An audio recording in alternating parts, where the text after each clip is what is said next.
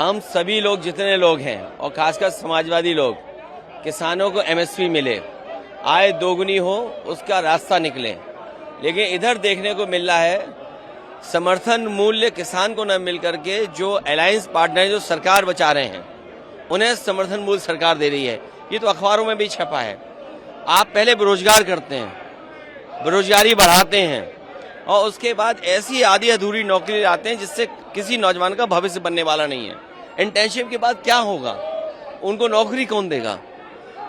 तीसरा, महंगाई को लेकर के सरकार कोई ऐसा ठोस कदम नहीं उठा पाई जिससे महंगाई नियंत्रण होती। अगर कहीं आपने मिडिल क्लास को कुछ सहूलियत भी दी है तो वो अपनी महंगाई से आप वापस ले रहे हैं। बड़े सपने दिखाए थे यूपी को, क्या मिला यूपी को? डबल इंजन की सरकार, तो डबल लाभ मिलना चाहिए था, दिल्ली का लाभ, लखनऊ का लाभ। लेकिन लगता ये है कि दिल्ली अब लखनऊ की तरफ नहीं देख रही है, या लखनऊ वालों ने दिल्ली वालों को नाराज कर दिया। उसका परिणाम हमें बजट में दिखाई दे रहा है। तो डबल इंजन का क्या फायदा हुआ? बिहार जा रहा है विकास, यूपी को क्यों छोड़ रहे हैं आप?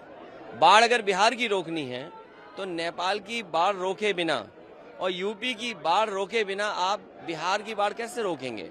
तो आपको पहले यूपी की बाढ़ रोकें, नेपाल की बाढ़ रोकें, तो बिहार की बाढ़ अपने आप रुक जाएगी। बजट से क्या उम्मीदें थी, क्या बजट खरा उतर पाया है? देखिए, उम्मीदें तो बहुत थी। हम लोग पार्लियामेंट में आए हैं तो उम्मीद ये थी कि बहुत सारे कल्याण की योजनाओं पे, नौजवानों पे, किसानों पे, महिलाओं पे बात होंगी, लेकिन ऐसा कुछ दिखाई नहीं दिया। सबसे बड़ी इस देश की समस्या बेरोजगारी। तो इंटर्नशिप की बात हुई है, लेकिन इंटर्नशिप के बाद क्या, रोजगार कहां से मिलेगा? तो एक बेरोजगारों की फौज खड़ी हो जाएगी। जैसे अग्निवीर के 5 साल के बाद अग्निवीर क्या करते हैं, उसी तरह से बेरोजगारों को और बेरोजगार करने का इंतजाम किया गया है। महिला कल्याण पे जो बातें हुई हैं सुनने में बहुत अच्छी है, लेकिन भारत में कामकाजी ज्यादा महिलाओं की संख्या है, घरेलू महिलाओं की। तो घरेलू महिलाओं की रसोई कैसे जो है अच्छी हो और उनका घर जो उनके बजट के दायरे में कैसा है, इसके लिए कोई जो है महंगाई पे कोई लगाम नहीं लगाई गई है।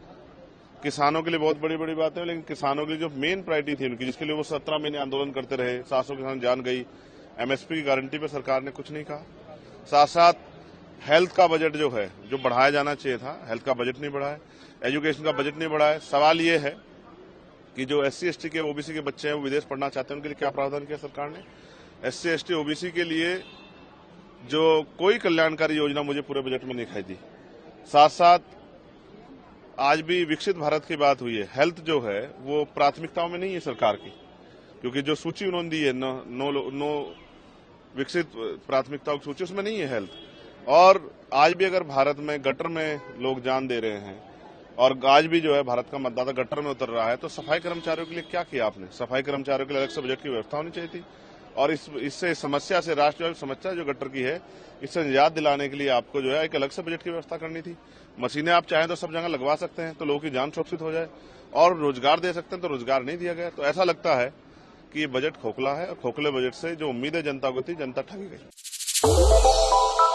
श्रेष्ठ भारत पर खबरों से जुड़े रहने के लिए चैनल को सब्सक्राइब और लाइक करें, बेल आइकन दबाएं और देखते रहें श्रेष्ठ भारत।